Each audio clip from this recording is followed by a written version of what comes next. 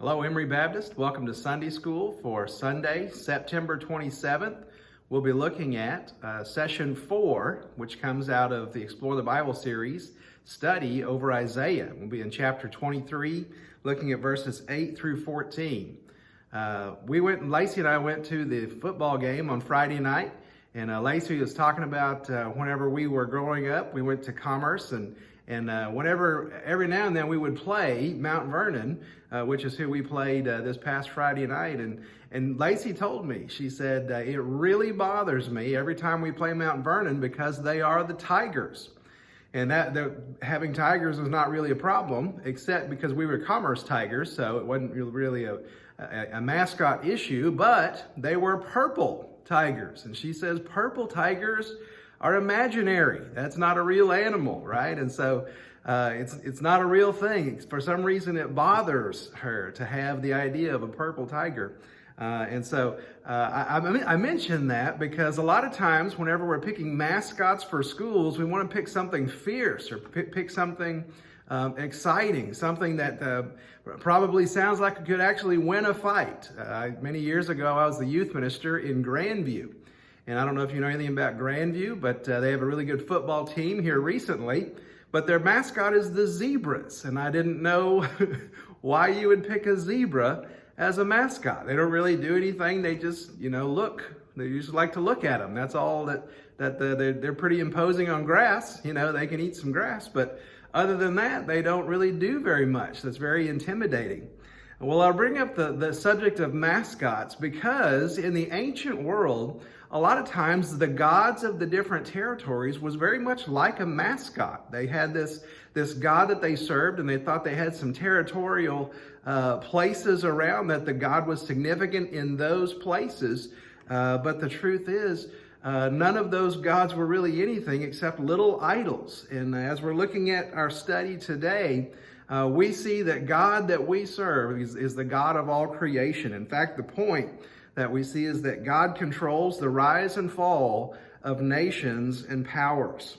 We look here in chapter 23 of Isaiah, and it says in verse 8, it says, "Who planned this against Tyre, the bestower of crowns, whose traders are princes, whose merchants are honored, the honored ones of the earth? The Lord of armies planned it, to desecrate all its glorious beauty, to disgrace all the honored ones of the earth.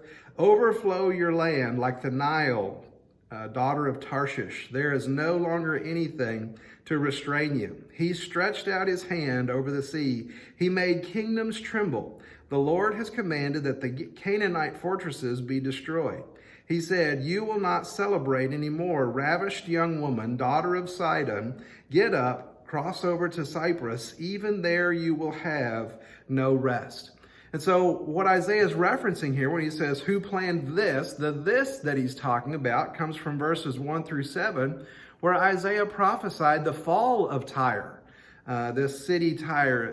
But Tyre was a very wealthy port city, and so they had a lot of wealth, and they depended on that wealth, that trading income that they had from going back and forth across the Mediterranean Sea. And so this astounding thought that Isaiah prophesied, that the city of Tyre, that huge city in its day, could possibly be toppled, could possibly be turned over. This place that had a long history of success, this fortified city with a large population and a large fleet of ships. How on earth could this one giant city ever be brought down?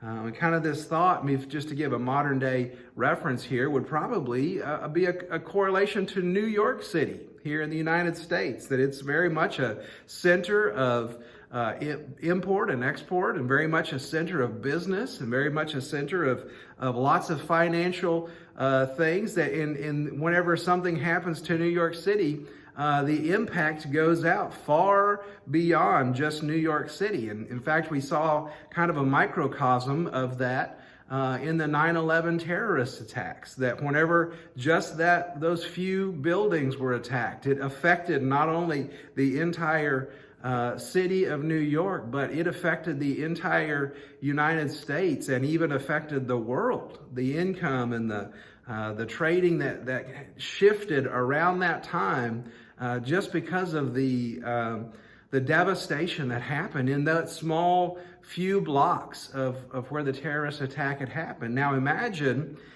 if all of New York City was devastated, if all of New York City was sent into rubble, right?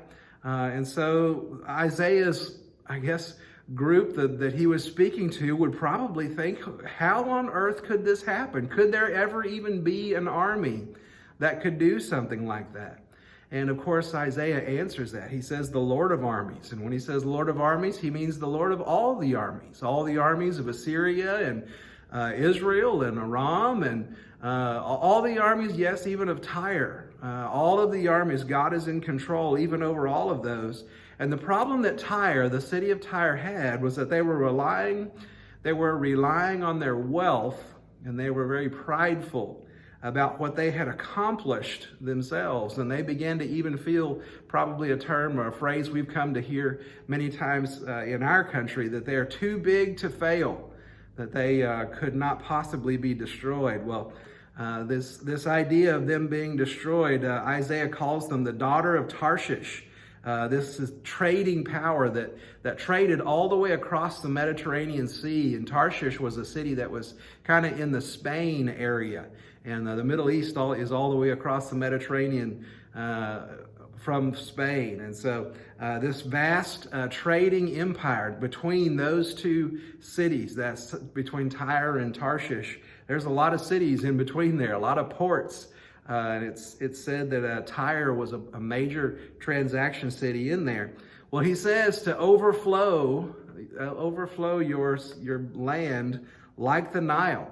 And this is kind of a reference to the Nile area. You see that in Egypt. It's a very fertile land. And the reason it's a very fertile land is because they will flood the agrarian society there with the Nile River. There'll be a flooding season, and that will deposit new soil and new nutrients into the soil. And so they have these huge crops, or they, at least in that day, had huge crops in that Nile region where they overflowed the land so that they could have good and better crops. Well, that's the picture here, is that Isaiah is saying, your trading power is about to be destroyed, and so you're going to become an agrarian society. I thought of the Great Depression. Whenever the Great Depression hit, many families began to go back to planting their own gardens and planting their own food and harvesting their own food around them. And probably one of the more interesting and iconic things that you may remember is the apple salesman that cropped up in the major cities. And you had major businessmen who had lost their jobs, who now their job and their source of income during the Great Depression was selling apples, right? And so that picture is kind of what we're looking at, that Isaiah is saying to Tyre, get ready. The income, the financial infrastructure that you have is about to come down, and you're about to become farmers again. And you see God stretching his hand over the sea to demonstrate that God has dominance over the sea, which was kind of a place in the ancient mind as a place of unrest. And so if you had a city that was able to thrive by being a seafaring people, that they were a people who seemed to master the sea, excellent sailors, those were some pretty significant people, that they had conquered the sea. Well, Isaiah says God is God even over the sea, and so it's not the skill of the sailors of Tyre that are going to save them. It's not the wealth and the power of the tradesmen there. It's not the gods of the Phoenicians, which is the country to which Tyre belonged. And he even says that whenever this happens, you're going to try to escape from the city of Tyre and go to the country of Cyprus, this island, to escape the devastation that's coming. And he says, even there, you will not be able to escape or to get away from the hand of the Lord. I thought about in 2018 and on Hawaii, and on the island of Hawaii and the islands of Hawaii, there was an alert. There was a missile alert that went out over cell phone signal and went to all of the islands that said there are incoming missiles that will be here in 38 minutes or so, something like that. And it set off mass chaos in Hawaii, because the thought was, we have missiles coming in and there is nowhere for us to go. There's nothing that we can do except just to sit and to wait for this devastation that's coming. Think about that. What would you do if you had this message that came, the devastation is coming and there is nowhere for you to go? That's got to be pretty hopeless. Well, Isaiah says in verses 13 through 14, he says that God is active. That verse 13 says, "Look at the land of the Chaldeans, a people who no longer exist. Assyria destined for desert creatures. Assyria destined it for desert creatures. They set up their siege towers and stripped its palaces. They made it a ruin. Wail, ships of Tarshish, because your fortress is destroyed." See, the Chaldeans, that was kind of the group that lived in Babylon before the rise of the Babylonian Empire. And before the rise of the Babylonian Empire, the empire of Assyria actually destroyed them and devastated them, so much so that it took them so long to recover before they could even become an empire again and become a dominating empire. So there was this picture that Sennacherib had, the king of Assyria, had come in and destroyed the area of the land of Chaldea and destroyed them as a people. It reminded me of a poem that I learned in high school called Ozymandias by the poet Percy Shelley, that was written in 1818. And he describes a man who went to a distant land, to Egypt, and saw two legs of a statue that just stood in this desert. And in this desert, there was just sand that went everywhere. There was nothing to see except sand and two legs of a statue. And underneath the legs of the statue, there was a plaque that said, "Look on my works, ye mighty, and despair." And he thought about that as he looked at that statue that now lays in ruins, and has thought about this great society that now lays in ruins. Whenever Ozymandias, who actually was one of the pharaohs of Egypt, whenever he established that statue, he was thinking, look to the people that were there that saw the statue in his day, look at the kingdom that I have accomplished. You will never be this successful.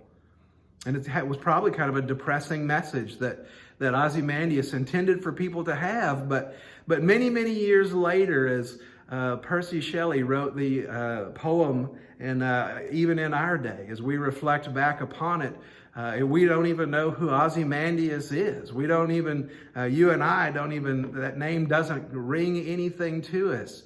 And it should remind us that here is this man who was significant in all of his region, a ruler of everything that he saw, and now he's unknown.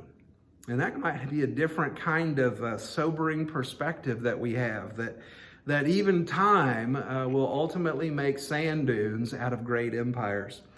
And so he says this, talks about the ships of Tarshish. This Hebrew poetry comes full circle. He referenced them in verse 10 and brings them back here in verse 14. This vast Mediterranean trade that went from one end of the Mediterranean Sea all the way to the other, into all the ports in between, that they were this vast, powerful kingdom of traders. He says, wail. He says to cry out and to be mournful. He says that Tyre, this fortress of an island, is going to be destroyed. And we know that it was actually destroyed a few times, partially destroyed because it was an island and it was fortified. And so there was some devastation that came to it, but they were always able to rebuild it and make it into a new or a place of trade as well. But until 332 BC, when Alexander the Great came through, and he actually built a road out of ruins, that he took down the structures in the ruins and built a road to the island of Tyre. And they never actually fully recovered from the devastation that they faced whenever they were conquered by Alexander the Great. And I thought about this worldwide virus that you and I are experiencing, or that we're facing, maybe not experiencing, but we're facing. And it's how it's affecting the daily lives of people in this country and endangering the lives of people all over this country and even around the world. And I think about how things have significantly changed, even small things we used to take for granted, just gathering in large groups, going to sporting events, going to wherever we wanted without any consideration. And many of you probably are not at the house very much, but many of you probably haven't been very far from the house in a very long time. And so maybe that fear of what might be carried around outside. I remember whenever the coronavirus first got pretty big in our area, or began to be kind of a serious thing, I kind of got a little panicky about what I was bringing in and what I was carrying in my hands from the stores. And I began to see, just, in my mind, all these little unobservable things that could possibly be my own downfall, right? And so it's kind of a sobering thought to think that something even so small might affect us so greatly, and might affect us. And so sometimes that deeply concerning thought might make us think this world is out of control. But Isaiah reminds us that God is still active, that God is still very much in control. In fact, he still has a plan. It says in verses 15 through 18, it talks about how God is honored. It says, on that day, Tyre will be forgotten for 70 years, the lifespan of one king. At the end of 70 years, what the song says about the prostitute will happen to Tyre. Pick up your lyre, stroll through the city. You forgotten prostitute, play skillfully. Sing many a song that you will be remembered. And at the end of 70 years, the Lord will restore Tyre, and she will go back into business, prostituting herself with all the kingdoms of the world throughout the earth. But her profits and her wages will be dedicated to the Lord. They will not be stored or saved, for her profit will go to those who live in the Lord's presence, to provide them with ample food and sacred clothing. And so the Bible here, Isaiah references here 70 years, and a lot of times numbers in the Bible can be very specific, but a lot of times in this prophetic kind of literature, numbers can actually even just be very symbolic. And so 70 is kind of a perfect number of time, or a perfect series number of years that the land would lay broken, that Tyre would remain broken, and even kind of correlates with what he says, the lifespan of a king. Not a lot of kings lived to be 70 years old back then, but the thought was this lifespan, this full roundness of time, Tyre will be laid low. And then he kind of uses references a song that you and I probably haven't heard of, but he kind of picks a line out, and that's that line in verse 16, pick up your lyre, stroll through the city, you forgotten prostitute, play skillfully, sing many a song that you will be remembered. Now, maybe a weird song that you might read in your Bible and go, why is that verse there? Well, the picture there is that there's this woman who was a prostitute, and as she aged, she lost her clientele, and she wasn't as desirable as she was in her youth. And kind of that's the picture of Tyre, that as Tyre is set aside, as Tyre is conquered and destroyed, all the nations that used to trade with Tyre no longer wants to trade with Tyre. And so Tyre sits ignored by many of the clientele that Tyre used to keep. And so the thought is that the prostitute here in the song, she starts busking. The word is busking, and the word busking means to go out and to perform in the streets. If you ever have been to Nashville, I went to Nashville on a education trip one time as education minister, and as I went to Nashville and went to Lifeway there, we went down the streets of Nashville, downtown Nashville, and there were a number of different people playing in all the different bars there in downtown Nashville. We just walked past them, but also on the street there were people playing guitar, and there were people imitating statues. There were people doing all sorts of artistic expression on the street. They were busking, and they were trying to raise money, and they had little hats and boxes set out beside where they were performing their arts so that people might throw in tips and throw in dollars. And And to be honest with you, that's the picture that Tyre, after this time of being ignored by all of the world's nation, by all the world and all the trading of the Mediterranean, she would begin to go out and accumulate interest again. That she would begin to, like these performers, would begin to beg and perform, learning a new song that she might try to get their interest again. And so eventually she would do this advertising, and as she does this advertising, verses 17 and 18 may seem puzzling to us, but it just follows the illustration, that the illustration will, the prostitute will start up her business again. And so drawing from the song, Tyre is restored to her tradesmanship days, that she becomes this trading city again. And the picture that you see is that evil kings and kingdoms can be brought to recognize God's lordship.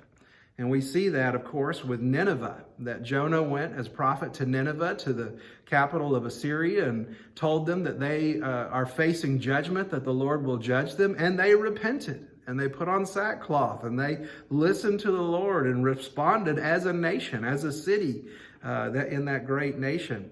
We remember the experiences that Nebuchadnezzar had that are recorded in the book of Daniel, that as he faced the Shadrach, Meshach, and Abednego, and as he faced Daniel, and as they had many experiences with the deliverance of God over his Israelite people, Nebuchadnezzar actually at some point in his life turned and recognized the Lord as his Lord.